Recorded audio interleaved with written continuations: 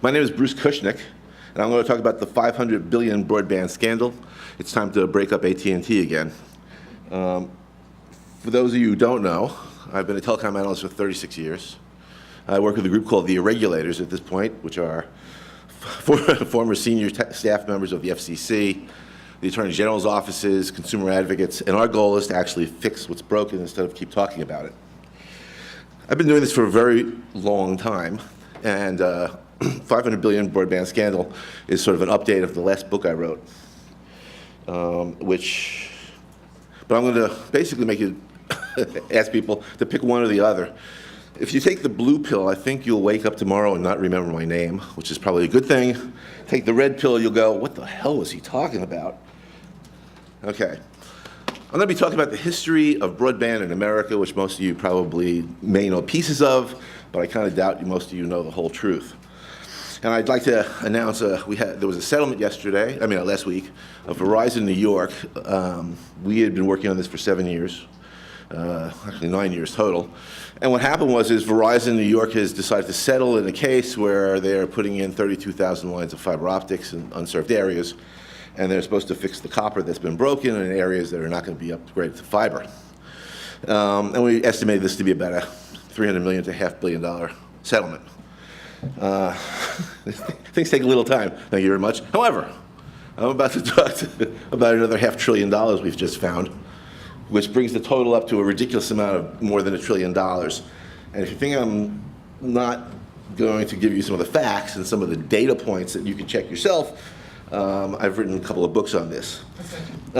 We believe that AT&T, Verizon, CenturyLink, and the FCC intentionally made the local phone networks unprofitable, the state utilities, starting in around 2005. And in fact, as I will discuss, it's a lot of money.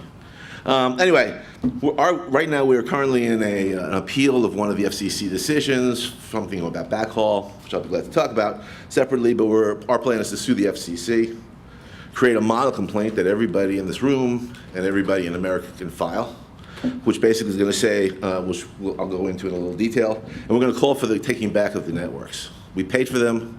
They should be more ours than they're not. For those of you who don't know, and we're going to call for the breakup of AT&T one more time.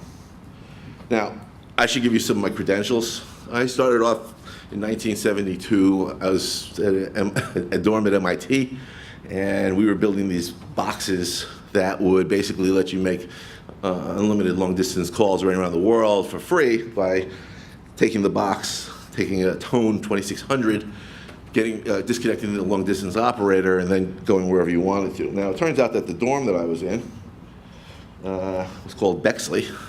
In the basement of Bexley, there happened to be a unique feature, which was all the phone lines in the entire institute were in the basement of Bexley. So some of the dorm rooms had 9, 12 phone lines. However, in 1972, we were warned that the FBI was coming to the dorm, and there was a banner, which I don't have a picture of, which said, "Welcome the FBI." And that's one of the FBI agents. I decided to redact his face. This is taken in 1972. They actually used pencils and paper, and they were like, "Well, how did you rack up $500,000? Never mind. I don't go into details. We were working with some guys in California that started a company called Apple. Specifically, Wozniak was a friend of one of the guys in the dorm. So basically, when I became a telecom analyst, they said, "Well, how did you start?" And I said, "Well, I was very interested in the technology, of course." So before 1980, this is Ma Bell. Ma Bell was the entire country's telecommunications infrastructure. They also own long distance. You even had to buy the phone. You rent the phone from them. And so essentially, it was one large corporation. There was 1 million customers. See, I'm not good at this thing at all. Sorry. We'll turn it back. By the way, that's my book. The Book of Broken Promises. It's free. It's a download. It's online at theirregulators.org. I don't know why I missed that thing. Glad it went back. Anyway, there we go. The Bell system was basically a collection of state utilities, which most people don't know. And so there's Verizon. There was a New York Telephone. There was Pacific Bell out in California. And so each of these separate entities were actually in charge of the entire infrastructure. However, AT&T, the parent, was basically in charge of the oversight of all these companies. Now, what's problematic is, so in 1980, so I should give you a little history. So MCI, which wanted to go into the long distance business, and a bunch of other players, so they sued the AT&T, and they had something called a divestiture, where they created 7 baby bells. Now, these are the fattest babies in history. There was US West, there was Pac Bell. So all of these people wanted to be Ma Bell again. And that's why, I'll get to how this all happened. But essentially what happened is all of these companies were basically supposedly supposed to compete with each other. They were supposed to go out and also wire America with a fiber optic line that was capable of 45 megabits in both directions in the year 1992. Okay, so here's what's going on. In 1991, there's a Clinton-Gore campaign that's talking about the information superhighway. This was basically a plan to just replace the existing copper wire with a fiber optic wire that basically would go to everybody's home, everybody's office by the year 2010. And the speed of broadband, as listed in state proceedings, including there was a guy named Harry Newton who had Telecom Library, and he published Telecom Dictionary, and this was the speed of broadband in the United States in 1992. Now, there was a couple of problems with this. Since 45 megabits in both directions, the hard drives were only 40 megs. So there was a little disconnect between all this. Now and the information superhighway, which I should talk about, basically was everywhere. So if you were to go read a newspaper, magazine, listen online, this is worse than 5G's wireless hype. This is sort of like America is going to have, fiber optics coming soon to your TV starting in 1996. Now, what most people don't know, wrong button, okay. So this is Pacific Bell's rollout of fiber optics for California.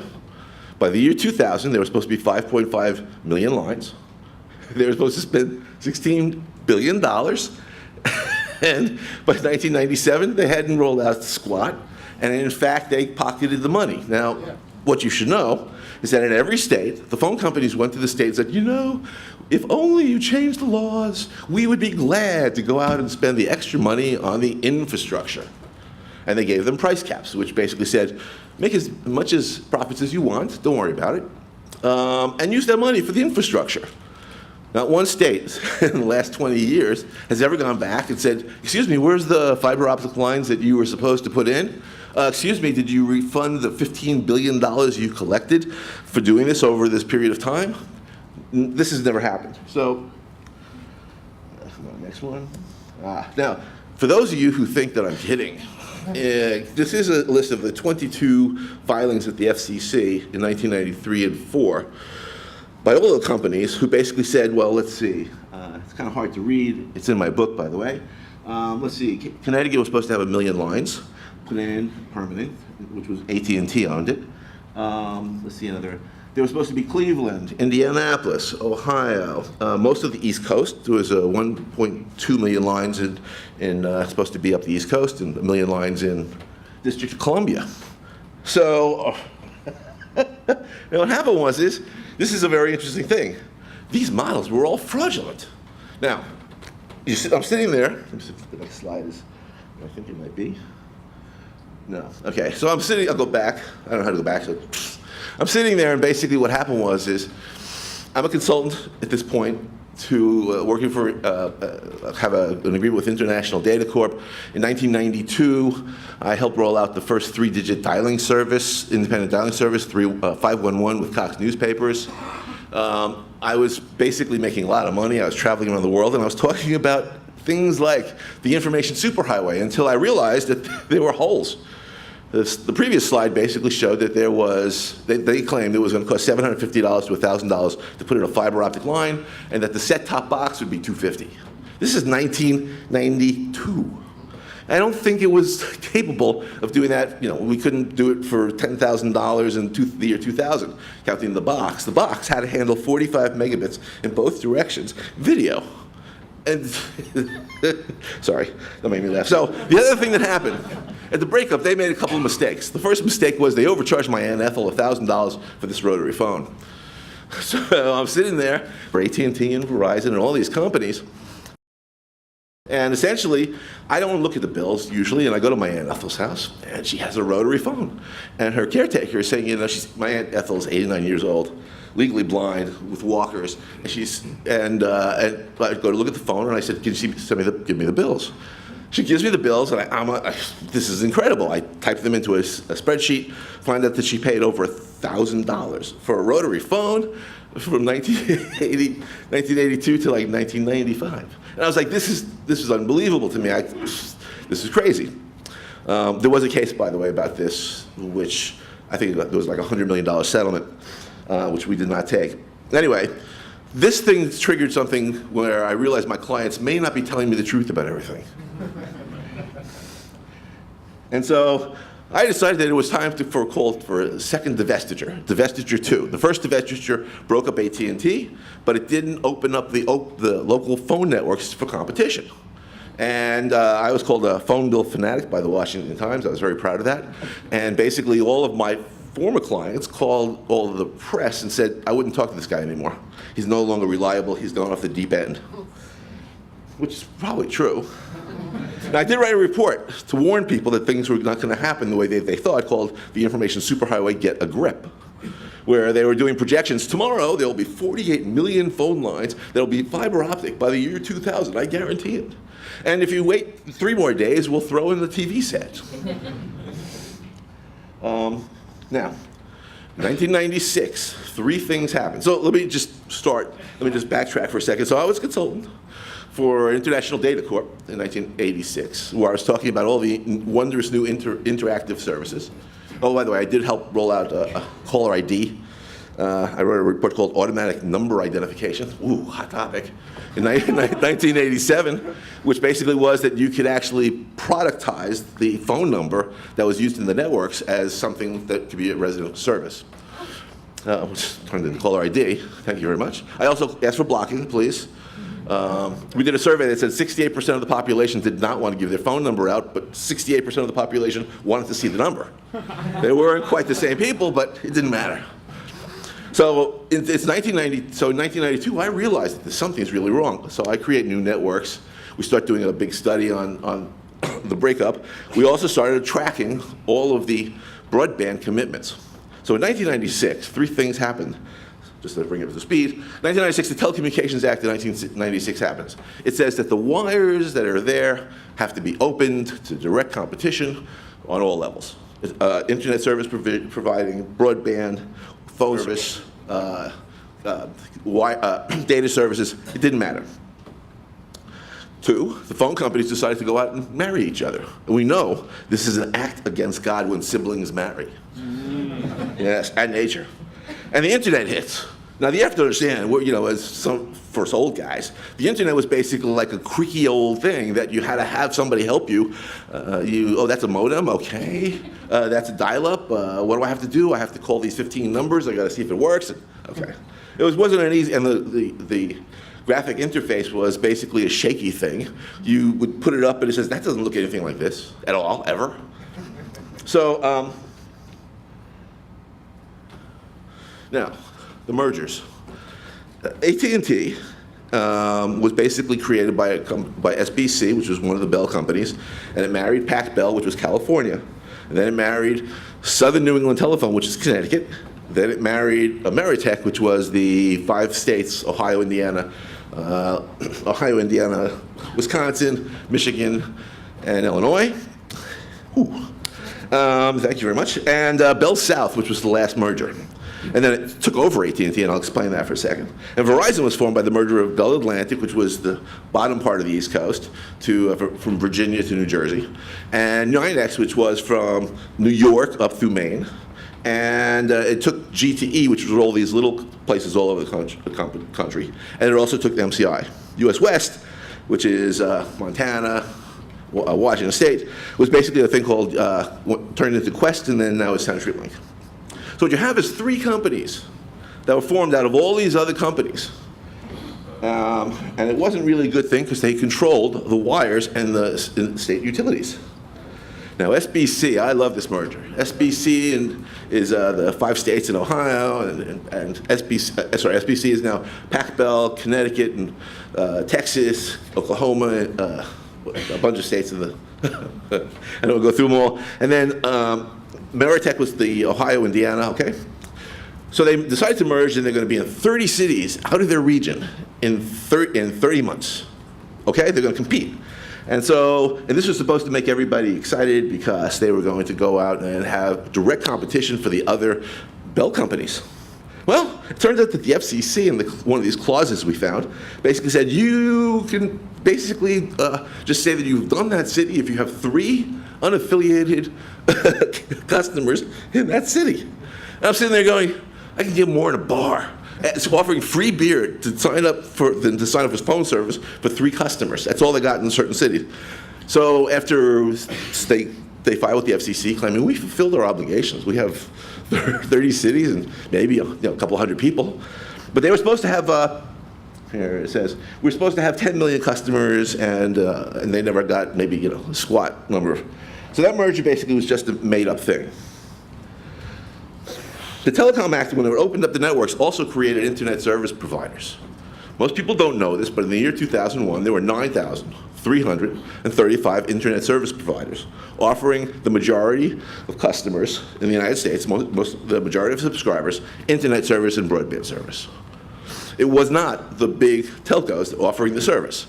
It was the small guys. In fact, in New York City, there were 331 ISPs advertising in just New York City. Instead, now we have, as you know, a couple of internet service providers and everybody else going, what do we do? Now, Mike Powell closed the networks. So the FCC is taken over by the Republicans in 2001. And Mike Powell, who's the chairman, basically says, we don't want to have any of these pesky competitors around. Why don't we just close the networks? And what we'll do is, how do we close it? We're basically going to say that since AT&T, which was SBC at the time, said we are going to have fiber to the home in 2004. Fiber to the home, 2004. Now SBC is AT&T. Okay, just keep this in mind. SBC never rolled out fiber to the home in 2004. It rolled out UVerse. So the networks were closed based on this premise that was a lie. So the ISPs had a big run-up, and then basically 7,000 ISPs were basically gotten rid of by these caveats, which had nothing to do whatsoever with the quality of the service or market power. This was the FCC deciding that we don't need competition anymore. And it worked. They put all these ISPs out of business. So there were 7,000 ISPs that were killed off. The way they killed them off was they made the broadband network and the internet network one thing, which turned into net neutrality. So when people say, how does net neutrality formed? Net neutrality was not formed by here and there. This was, we killed off all the competitors, and we decided that the way to do this was we would make the broadband and internet service and information service Title I, and get rid of Title II. And the reason this was important was because Title II allowed the internet providers to use the networks. It was common carriage. Title I is an information service. They didn't have to rent it out. This killed off line sharing, by the way, where a company could go out and use the wires. And it basically shut down MCI and AT&T as the largest competitors because those guys couldn't rent the networks easily anymore. And they were the 2 largest competitors, so they were put out of business. They were taken over. So Humpty Dumpty was basically put back together again. So you had you have 3 companies now that control both the infrastructure of the telecommunications side, which are the state utilities. They control the wireless companies because they control the infrastructure of the state utilities. Most people don't know that wireless requires a wire. And in fact, the punchline is basically this FCC is trying to get rid of all the remaining regulations that are left. And I'll go over that in a second. Now, I was on the FCC Consumer Advisory Committee at this point in 2003. I was trying to defend the faith.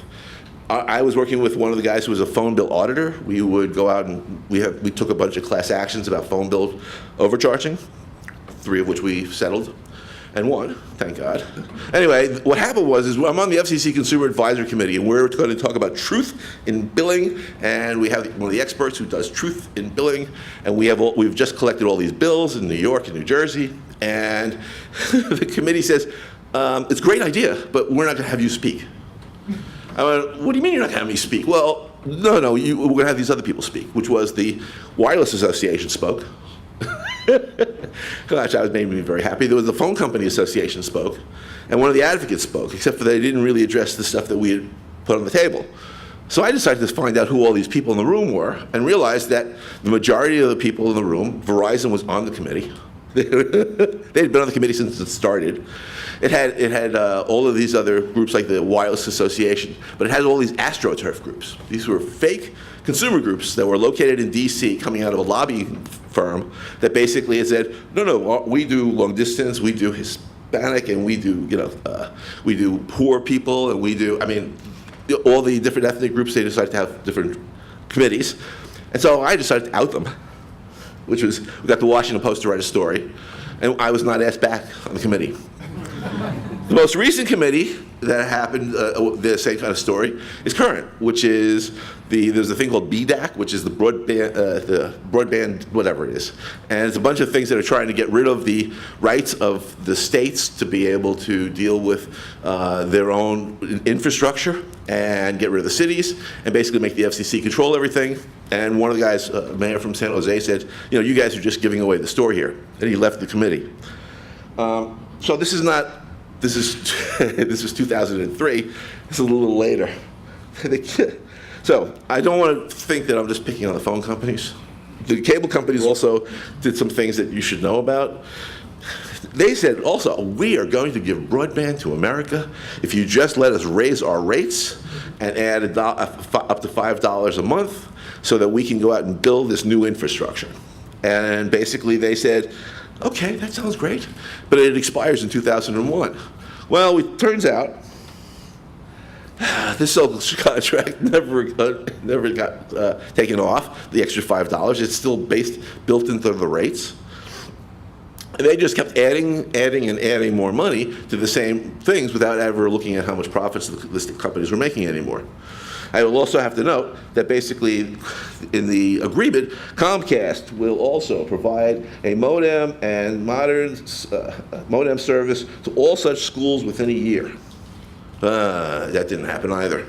So the FCC really doesn't do a lot of oversight. And also, by the way, Time Warner, I did some analysis of their revenues and expenses. The broadband service has a 97% profit margin because, as I'll explain what happened with local phone service, they decided to dump all the expenses into the basic rate of the utility, or in this case, the cable service, and then all the other services get a free ride.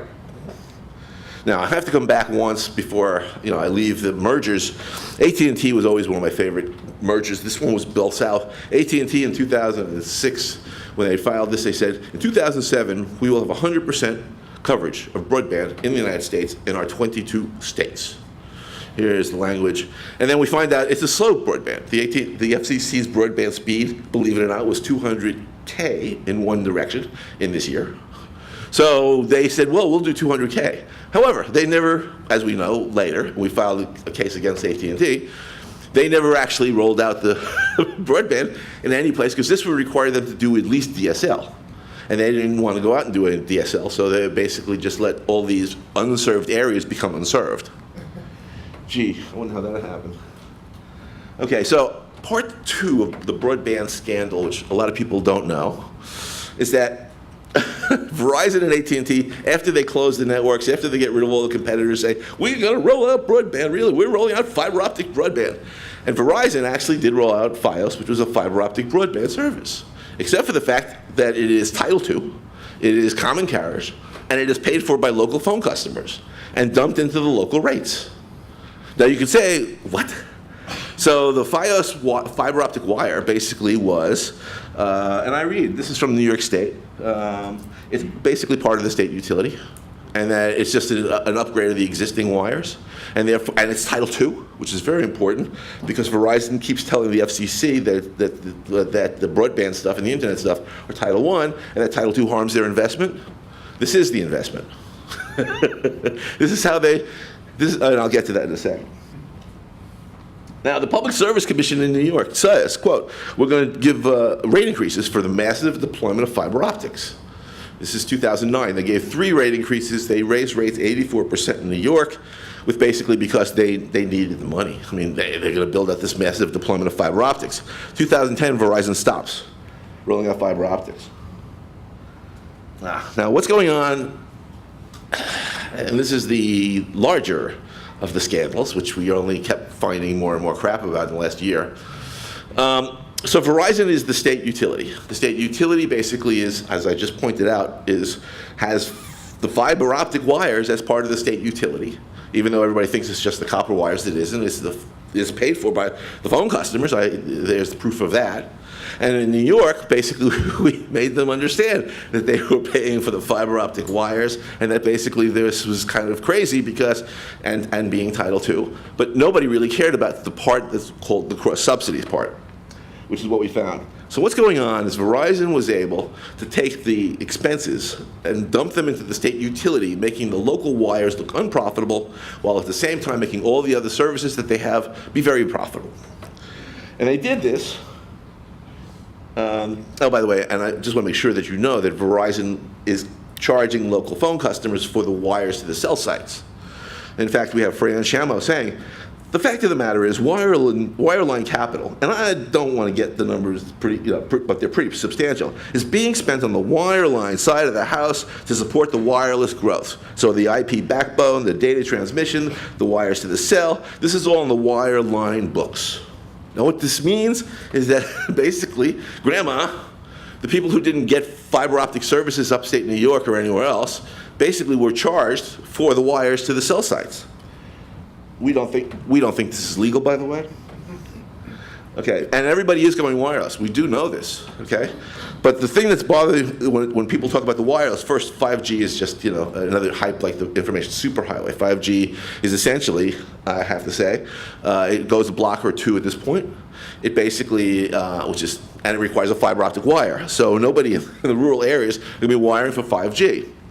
Also, the bottom line is that almost all the regular cell service goes out back to the fiber optic wire. And the companies know this. So the wireless service doesn't pay for the construction, and it's not paying for the access fees. It's basically 55% profits. While local service loses money, dramatically loses money. Now, the FCC, by the way, and the states are all playing with the numbers. When you say to me, well, how many lines are there? I will say, in New York, if you look at basically the 79th Street, all of these wires, almost half of them are not counted as wires on access lines. Half of them are not being, we're losing all these lines. Well, you're not counting most of the lines that you are gaining from all these other services like the wires to the cell sites or the fiber optic wires. So this way of playing with the numbers is a standard operating procedure at the FCC as well. Now, Verizon just settled, and we asked for was basically to say, you shouldn't be cross-subsidizing these other businesses. This is not necessarily legal. And not only that, but if you cross-subsidize them, you should, so let me see if I have that. Yes, okay, so what we did find, which is zombie rules. This is about as crazy as it possibly could get. In the year 2000, the FCC sets how the expenses will be allocated to the different lines of business. The year 2000 never changed for 18 years and is frozen.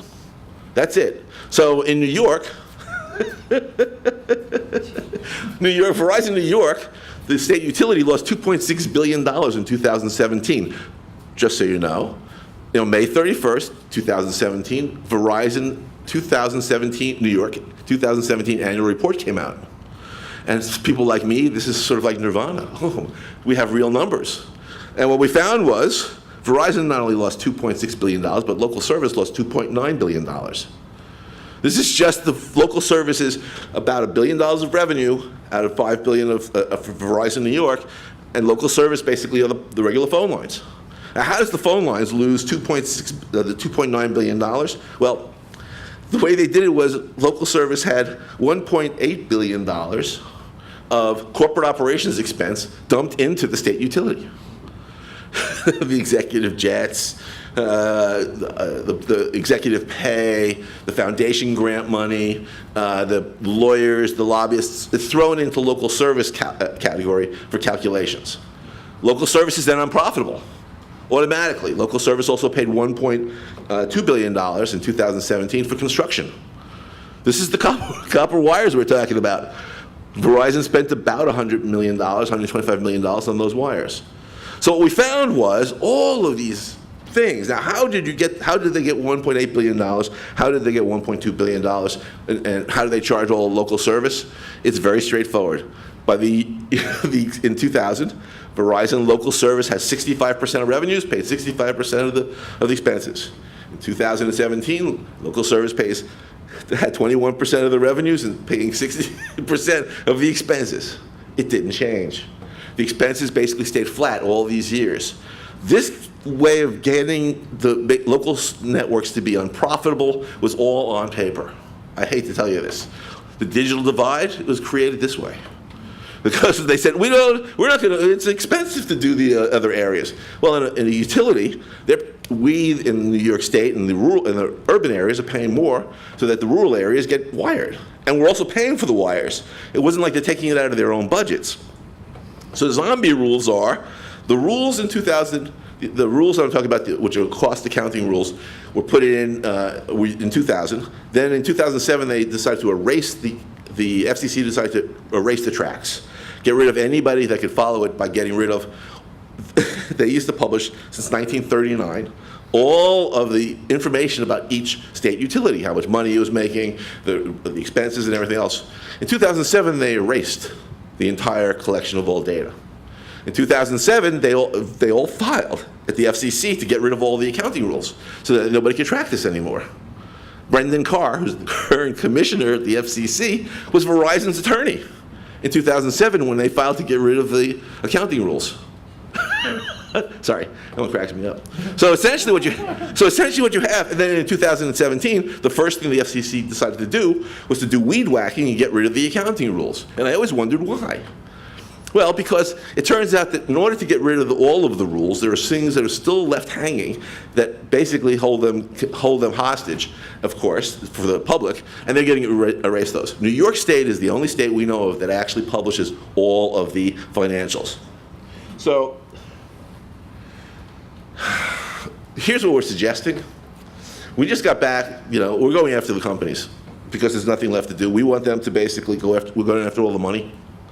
We believe there's enough money to get America wired with fiber. We believe that it's been basically allowed to be the construction budget's diverted into these other buckets. We believe that the state utilities have basically been used as a cash machine, and we believe that everybody's rates here are up 30 to 50% more than they should be. Let me give you the basic example. Local service is now $57 about that Verizon collects per month on just the wired copper service. It should cost $4. So, or 10, 12. The wireless services that we use are based on the fact that they all go back to the wires, and the wires are controlled by these companies. The wires that go to the cell sites have a 50, 65% profit margin. Why? Because they get away with it. So what we're doing is we're saying we're done. It's time to go after them. And we've been calling for the audits and of the subsidiaries, getting rid of them. But our goal now is the FCC's out to screw us, literally and figuratively. So if you look at what the FCC has done, what it does is think of us as just like a large hog on a spit, and they're just cutting all this stuff away. They're basically, all of our rights are being taken away slowly because of the fact that they could allow the companies to control the wire, to control the services over the wire, including, that's why net neutrality was important, to control the privacy. When you sign up for a service, they get to now, if it's not basically a regular phone service, they get to take the data that you have and say, oh, we're going to use it. This is not common carriage. Common carriage is keep your fucking hands off my data. We have the right. You're just supposed to be a pipe. You're not supposed to go out and say, oh, would you like to buy this spangle or and anything else. This is not your job. Your job is to give us the best broadband at the cheapest price and make sure that it's fast.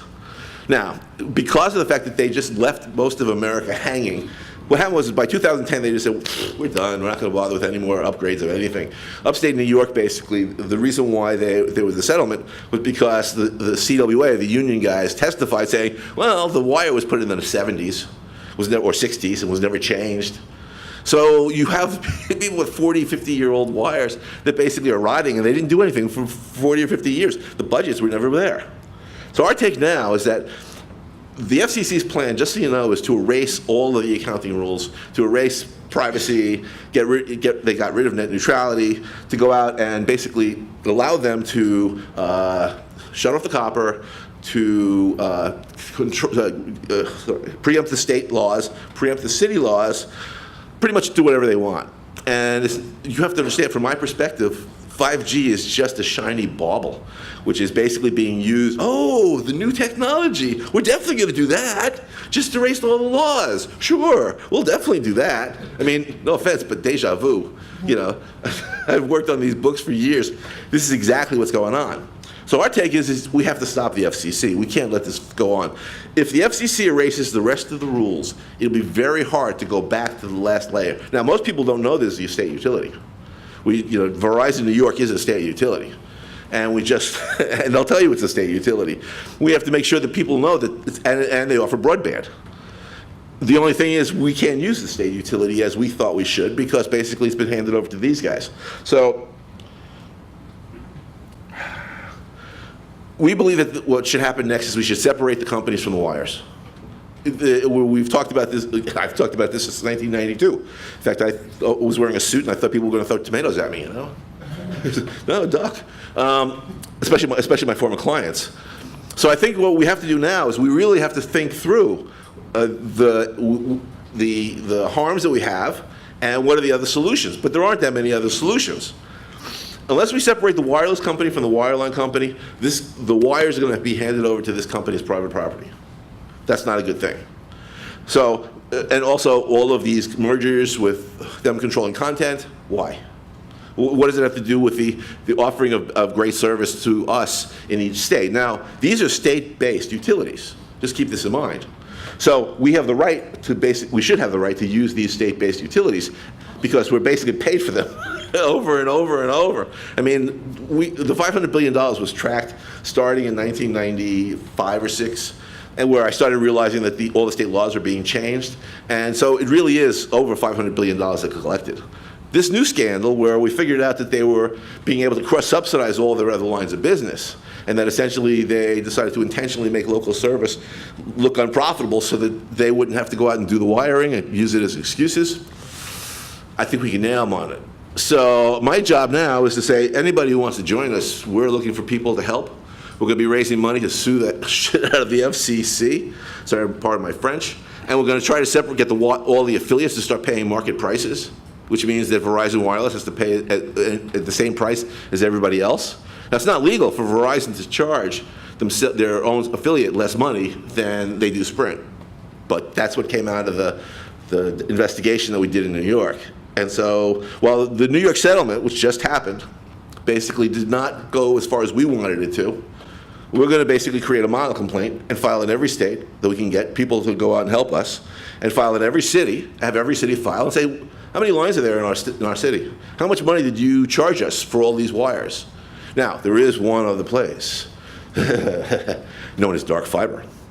For those of you who don't know, Verizon and AT&T and all these companies have been putting in fiber optic wires continually since the 1990s. It never stopped. In fact, 50% of all the fiber optic wires in the United States are all dark. Now, they're on the books somewhere. There are maps somewhere. But nobody's actually talking about this. And from my perspective, taking the dark fiber that was already paid for back and using it for what we want to use it for, which is really fast, really cheap, really good, and keep your hands off of my bits. I think is the next step, and also open to all competition. Anybody who wants to use the wires would be able to use it, which is what the Telecommunications Act basically said, but they started whittling it away year by year. So anyway, let me see if I have any more slides. No. Well, thank you very much. I like questions. People who want to play with us, let me know. I can't see a thing from here whether there are people with their hands raised, so. Yeah, are you taking questions? Yeah, come to the mic, I guess. Okay. I feel like I'm on I didn't do it. The lights are a little bright. So you referred a few times to promises that have been made that haven't been kept. Yeah. So, and you talked about the regulatory authorities who, it seems like you're implying they could have done something, so I'm just curious about the details of that. Like, did they not do anything because they not hold the utilities accountable because of regulatory capture only? Or is it also because the structure doesn't really let them? Like, did the authorities only have a chance to say yes or no because there was a merger on the table or because a rate making was happening? Like, do they have an opportunity even structurally to go back now and say, hey, you did not do this? Okay, so the statute of limitations would say you can't go back 20 years and look at this. The cross subsidies are current. The stuff I just brought up at the end, which we can go after. And there's, in New York, $3.7 billion was overcharged, as far as we can tell, to just local service. So can the states do anything? Yes, they have the power to. Can the FCC do anything? Yes, but the FCC is useless. The FCC has taken over. The chairman of the FCC is a former Verizon attorney. The attorney for Verizon on this document, to get rid of the accounting rules was Brendan Carr.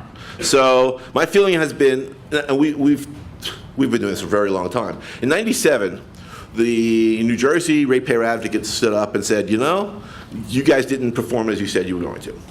And so they were able to get some concessions for wiring the schools. In 2000, the fact that I can list how many times there have been challenges about this is embarrassing to the country. My feeling is most people after 18 months, nobody remembers that there's even a law. And then I'll give my favorite one is in New Jersey. I was testifying, and I was telling them about the history of broadband, and not one of the commissioners knew the history. Well, they were about to give them a franchise. So I think that the truth of the matter is it's holding them, first, they don't know. I guarantee you that most of these people don't know what happened in their state. Making them understand that is one. Two, all the cross subsidies, I believe, are not legal in some states. I don't believe you can go out and charge for the wireless build out or charge $1.8 billion in New York for corporate operations expense. Now the state basically doesn't want to look at this stuff because it's opening a can of worms. And I'll tell you, Cuomo actually probably killed off, in New York, the governor, probably killed off the investigation of the wireless cross-subsidy because he put a 5G bill into the middle of the budget last year. So Verizon, the head of Verizon in New York and New Jersey happens to have been his economic advisor. So what you're dealing with is for everything you listed, there's probably something that happened in every state. But for the most part, nobody's ever really just sat down and said, okay, we're going to go after this. Oh, I will say, in 2012, we got two cities wired in Stowe Creek and Greenwich in New Jersey because on the books, it actually said that they were required by law to go out and get 100% of the state for fiber optics and didn't do it. So we actually were able to hold them accountable because the state made a mistake and actually issued a show cause order of why they hadn't done the work. This, of course, was rectified by Governor Christie coming in, putting in one of his staffers to the state commission, and creating a stipulation agreement that says, it's over, you're not going to ever do this again, and now wireless is a substitute for basic fiber. So can we make a change? In New York, this one current settlement is a start, but we're going to be taking these to court, especially the FCC, because we believe that the FCC's data is corrupted and so badly that we might be able to hold them accountable in every state. I mean, the FCC's rules that were corrupted are in every state. They're federal rules, so every phone company had to use them. We just don't have the books to prove this. Did I kind of answer? Yeah, thanks. For people who liked your talk, who else should they read or listen to on this topic? Is someone like Tim Wu, for example, who wrote a book called The Master Switch, a good guide, or basically where else can they start to learn more about this? Tim's actually, I like this book, and I think each of the Susan Crawford, there's a whole bunch of people that have different points of view about this. Susan Crawford's another person that's wrote a book on this stuff and is becoming more radicalized. But the truth of the matter is the stories have not really been told. I've been doing this now for a very long time, and if you type in my name in Verizon, you'll find that I wrote 90% of the stories, and or somebody quoted the stories that I wrote. So I think that we have to change this. I think when we start, our play now is to do this model complaint and get hundreds of groups to file at the same time. We're going to be asking for how much money was collected, how many lines are there today, but I mean, and also the cross-subsidy stuff. How much did the wireless company of the construction budgets go to them? And I think that nobody's asked these questions. And I think now if we can get different groups around the country to file at the same time with our complaint, of which everybody will have input, I think this is a good start. We've been doing this for a very long time and realized taking legal actions is the only thing left to do. We don't think there's like a lot, for example, net neutrality is important, but at this point in time, the stuff that we're doing, if we separated the companies, it would fix net neutrality because you can choose your own ISP. You don't have to pick this one. You could say, there were 331 ISPs in New York City in 2001 when I looked on this in the Boardwatch ISP directory. So that's a lot of ISPs. So I think bringing back competition, I think they'll show up, is an important step. And so I think it's up to us basically to go out and start telling the stories. Any help would be great. This is a great. I want to thank the Internet Society for suggesting that I speak at this conference. Hi. So I am actually suing the FCC right now for data related to people who were astroturfing the common system during the Restoring Internet Freedom proceeding last year that ended net neutrality. You had talked about astroturfing earlier. I was wondering if you can name some names of not only front groups, but groups that were funding the front groups.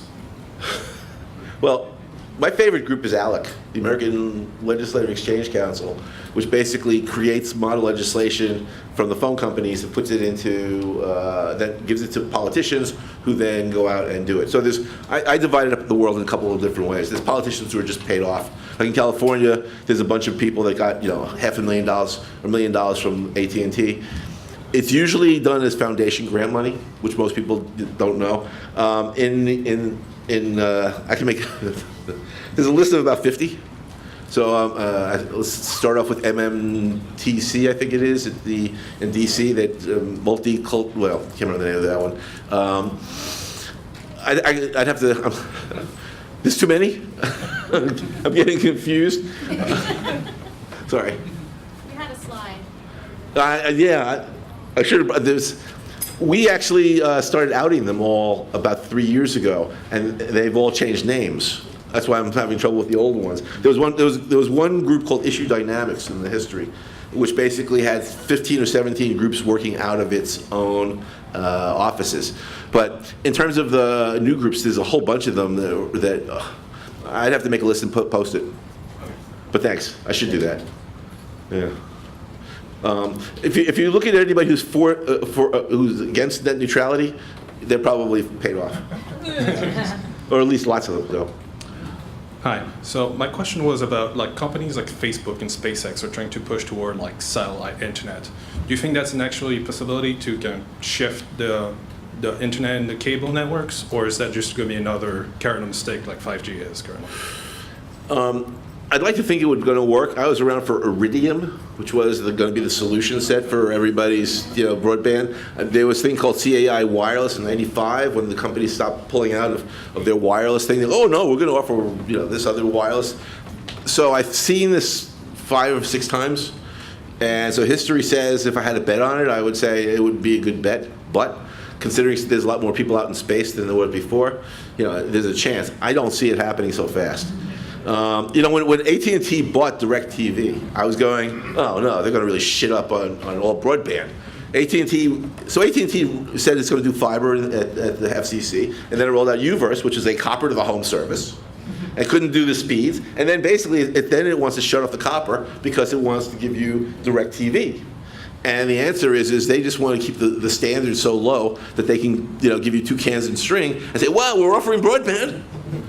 I mean, it's gotten to the point where, I'll give you an example. The FCC has set the rural areas as being 10 down, 1 up for wireless, fixed wireless. Now imagine, that's why we have to shut off the copper, because DSL could give that speed, but that would give you unlimited versus we'd have to go out and charge you per gig here.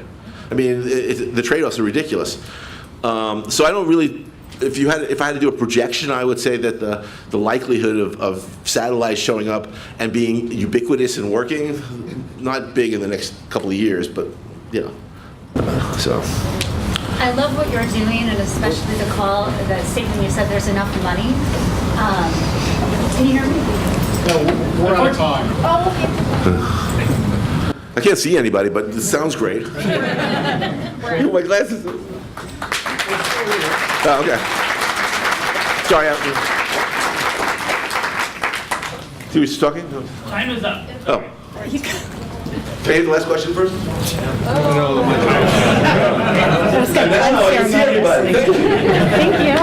Thank you.